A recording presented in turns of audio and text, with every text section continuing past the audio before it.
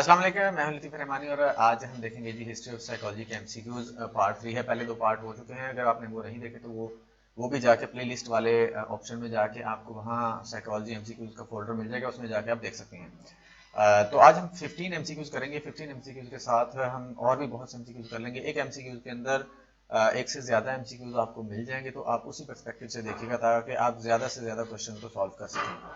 ठीक है जी, आगे बढ़ते हैं। ये मेरा शॉर्ट सा इंट्रोडक्शन है, देख सकते हैं आप। आगे बढ़ते हैं जी। क्वेश्चन नंबर 1 है हमारे पास। Joseph Breuer publish book question number 1 है हमारे पास। Joseph Breuer published book about hysteria. Hysteria से रिलेटेड जोसेफ ब्रूअर ने बुक पब्लिश की थी। वो कहता है कि कब की थी? ये 1859 के अंदर पब्लिश की थी। हिस्टेरिया से रिलेटेड जब भी नाम आएगा याद रखिएगा, जो इब्तदा में काम करने वाले थे, अर्लियर जो माहिरीन थे, उनमें जोसेफ ब्रूअर का काम आता है हिस्टेरिया में। इन्होंने सिगमंड फ्राइड के साथ काम किया था। इसको आगे जाकर हम देखते हैं। क्वेश्चन नंबर 2 है हमारे पास। The first used human reaction time. ये एक टर्म थी ह्यूमन रिएक्शन टाइम, ये पहली दफा किसने यूज की थी? तो ये होगा जी, इसका जो ऑप्शन बी है ये वाला, फ्रांसिस्कस ने इसको पहली दफा यूज किया था। तो देख लेते हैं इन दोनों की डिटेल थोड़ी सी। 1859 के अंदर जोसेफ ब्रूअर ने बुक पब्लिश की थी जिसको नाम दिया था Trinity clinic eight therapeutic D hysteria. ये किसी और लैंग्वेज में लिखा हुआ है, बस इतना याद रखिए कि हिस्टेरिया पे बुक लिखी थी। उसके बाद है जी, one promising treatment was the use of hypnosis. जो हिस्टेरिया के लिए ट्रीटमेंट यूज किया गया था वो हिप्नोसिस यूज किया गया था। ठीक है जी, याद रखिएगा। Joseph Breuer medical colleague of fried. Sigmund Freud के ये कॉलीग थे। ठीक है, सिगमंड फ्राइड ने इनके साथ भी थोड़ा सा काम किया। Claim to have relieve the hysterical symptoms of female patient. इन्होंने क्लेम किया था कि मैंने इस जो फीमेल थी एना ओ, इनका इन्होंने इलाज किया था हिस्टेरिया का। ठीक है जी, याद रखिएगा, ये भी क्वेश्चन आ जाता है। हिस्टेरिया क्या है ये देख लेते हैं। Hysteria is often used to describe emotionally charged behaviour that seems excessive and out of control. इसमें होता है कि बंदा इमोशनली चार्ज होकर आउट ऑफ कंट्रोल हो जाता है, यानी कि इस तरह से बिहेव करता है कि जैसे उसके ऊपर उसका खुद के ऊपर कंट्रोल ही नहीं रहा। ठीक है। When someone respond in a way that seemed disproportionality emotional for the situation, they are often described as hysterical. यानी कि किसी भी सिचुएशन को लेके वो इमोशनली बहुत डिस्टर्ब हो जाते हैं, बहुत अग्रेसिवली कर रहे होते हैं, अपना इजहार कर रहे होते हैं, तो उसको हिस्टेरिया बोला जाता है। उसके बाद इसका जो इलाज किया था वो हाइप्नोसिस के थ्रू किया था। हाइप्नोसिस को देख लेते हैं जी क्या है। Hypnosis is a trance mental state in which people experience increased attention, concentration and suggestibility। Hysteria के अंदर क्या होता है कि इंसान की जो अटेंशन है, कंसंट्रेशन और सजेस्टिबिलिटी पर काम किया जाता है। While hypnosis is often described as a sleep like state. इसमें होता यह था कि जो भी इंडिविजुअल होता था उसको लिटा दिया जाता था।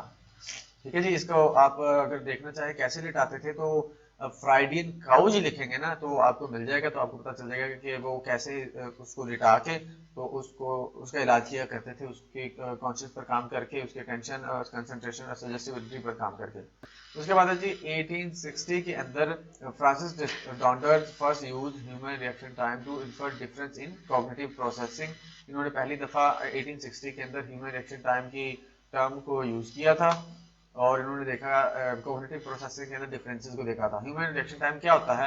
Is the amount of time elapsed between the application of a stimulus and a person response to it.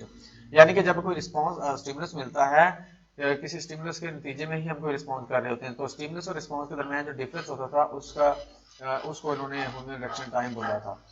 उसके बाद reaction time is the first step in the decision making. ये जो रिएक्शन टाइम होता है ये पहला स्टेप होता है डिसीजन मेकिंग के अंदर। इस तरह भी इसको पूछा जा सकता है। Human reaction time is an important indicator of our information processing speed and the appropriate motor response. वो कहता है कि इसी पर डिपेंड कर रहा होता है, ये ही इंडिकेटर होता है किसके लिए? ह्यूमन प्रोसेसिंग स्पीड का और मोटर रिस्पॉन्स का। ये इंडिकेटर होता है या इसी से हमें अंदाजा हो रहा होता है चीजों का। ठीक है जी, आगे बढ़ते हैं। क्वेश्चन नंबर 3 हमारे पास। Gustav Theodor Fechner published elements of psychophysics. Fechner ने एलिमेंट्स ऑफ साइकोफिजिक्स पब्लिश की थी। Founding the subject of psychophysics, जो कि बुनियाद थी किसकी? साइकोफिजिक्स की, यानी कि इनको फाउंडर भी कहा जा सकता है साइकोफिजिक्स का, थ्यूडर फेचनर को। याद रखिएगा, वो कहते हैं कि इन्होंने ये बुक कब पब्लिश की थी? तो ये इन्होंने पब्लिश की थी 1860 के अंदर। 1860 के अंदर इन्होंने पब्लिश की थी। और ये देखिए 3-4 क्वेश्चन है। ये फेचनर किसने की थी, कब की थी, कौन सी बुक पब्लिश की थी, उसके बाद साइकोफिजिक्स का फाउंडर किसको बोला जाता है, ठीक है, सब्जेक्ट ऑफ साइकोफिजिक्स। ये 3-4 क्वेश्चन भरने हैं। उसके बाद question number 4, Francis Galton published hereditary genius, इन्होंने ये पब्लिश की थी book hereditary genius. He went on to found psychometrics, ये इन्होंने ये फाउंडर थे साइकोमेट्रिक्स के, डिफरेंशियल साइकोलॉजी के and lexical hypothesis of personality. ये 3 चीजें इनके साथ मंसूब हैं फ्रांसिस गाल्टन के साथ, याद रखिएगा। ये कब किया था इन्होंने, यानी कि ये जब इन्होंने हेरिडिटरी जीनियस लिखा था, लिखी थी बुक, ये कब लिखी थी, ये इन्होंने लिखी थी 1869 के अंदर, ऑप्शन ए 1869 के अंदर, तो इसको भी अच्छे से रट्टा लगाइएगा। Question number 5, G Stanley Hall was awarded the first PhD on psychological topic from Harvard in philosophy. पहला साइकोलॉजिकल टॉपिक पर इन्होंने पहली डिग्री हासिल की थी, फर्स्ट पीएचडी भी इनको बोला जाता है, जी स्टैनले हॉल को। ये फाउंडर भी हैं एपीए के, अमेरिकन साइकोलॉजिकल एसोसिएशन के। तो वो कहते हैं कि इनको कब ये डिग्री दी गई थी, तो 1878 के अंदर, 1878 के अंदर, याद रखिएगा इनको, ये इन्होंने ये डिग्री हासिल की थी पीएचडी की। Question number 6, in 1881 forms a professional journal of philosophical studies. Philosophical studies का जो जर्नल है इन्होंने किसने फॉर्म किया था 1881 के अंदर, तो विलियम वुड ने इसको फाउंड किया था, विलियम वुड ने ये दिया था, याद रखिएगा। फिलोसफिकल स्टडीज का जर्नल किसने डेवलप किया था, ये बनाया था, ये फॉर्म किया था विलियम वुड ने। आगे बढ़ते हैं जी, question number 7, Ivan Pavlov began studying the digestive secretion of animals. Digestion secretion पर किसने काम स्टार्ट किया था, आइवन पेवलोव ने काम किया था, और ये काम इन्होंने कब किया था, 1884 के अंदर, 1884 के अंदर, याद रखिएगा। क्लासिकल कंडीशनिंग में इन्होंने बहुत ज्यादा काम किया था, बिहेवियरिज्म में इनका बहुत नाम है। इन्होंने ये बिहेवियरिज्म की जो थ्योरी थी क्लासिकल कंडीशनिंग, ये इन्होंने दी थी बिहेवियरिज्म के अंदर, और इन्होंने जो एक्सपेरिमेंट किया था ये डॉक्टर किया था, याद रखिएगा। उसके बाद है जी question number 8, Hermann Ebbinghaus worked on. Hermann Ebbinghaus ने किस पर काम किया था, लर्निंग पर, इंटेलिजेंस, मेमोरी या नन मेमोरी पर इन्होंने बहुत ज्यादा काम किया था, याद रखिएगा।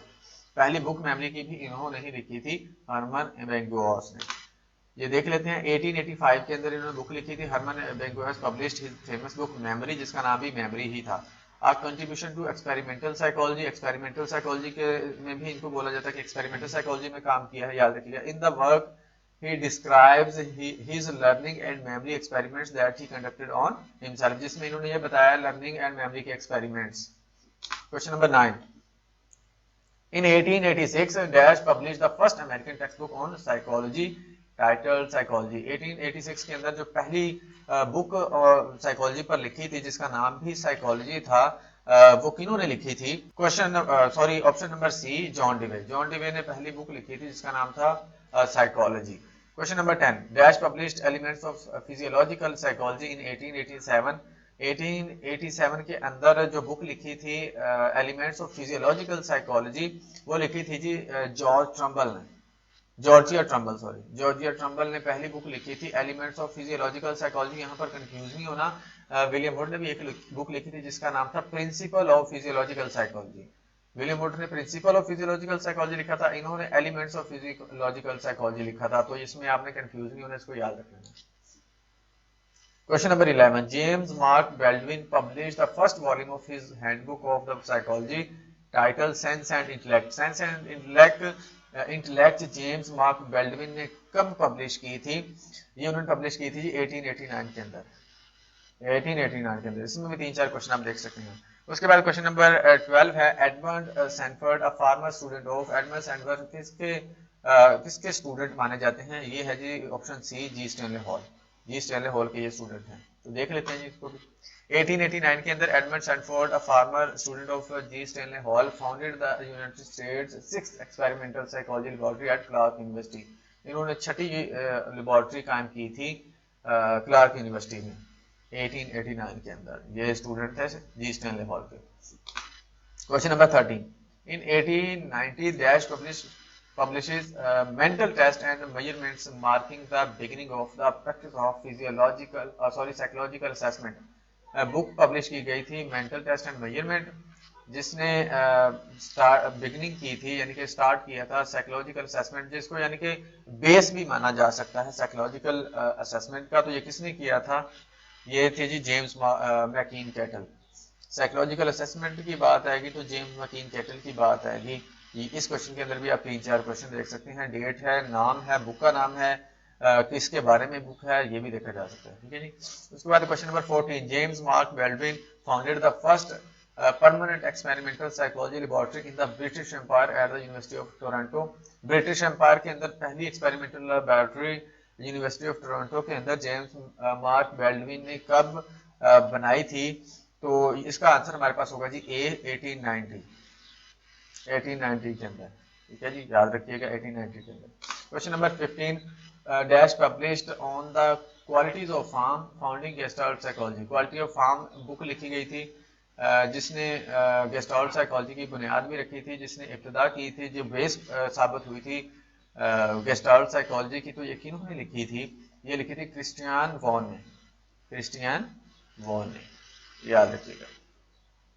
जो गेस्टाल्ट साइकोलॉजी है, स्कूल ऑफ थॉट, बहुत ही फेमस स्कूल ऑफ थॉट है, इसको भी हम डिटेल में पढ़ेंगे आगे जाके। 16 question number, the first American text book on psychiatry. The first American text book on psychiatry 1812 के अंदर लिखी गई थी, याद रखिएगा। First American text book on psychiatry कब लिखी गई थी? 1812 के अंदर। सॉरी, मैंने स्टार्ट में 15 एमसीक्यूज बोल दिया था, ये 16 एमसीक्यूज हैं। तो उम्मीद है कि आपको ये इसका फायदा हुआ होगा, क्योंकि एक क्वेश्चन के अंदर हमने बहुत से क्वेश्चन कर लिए हैं। तो अगर वीडियो अच्छी लगी हो तो सब्सक्राइब जरूर कीजिएगा और लाइक और कमेंट भी जरूर कीजिएगा। आज के लिए इतना ही, मिलते हैं नेक्स्ट वीडियो में, तब तक के लिए अल्लाह हाफिज़।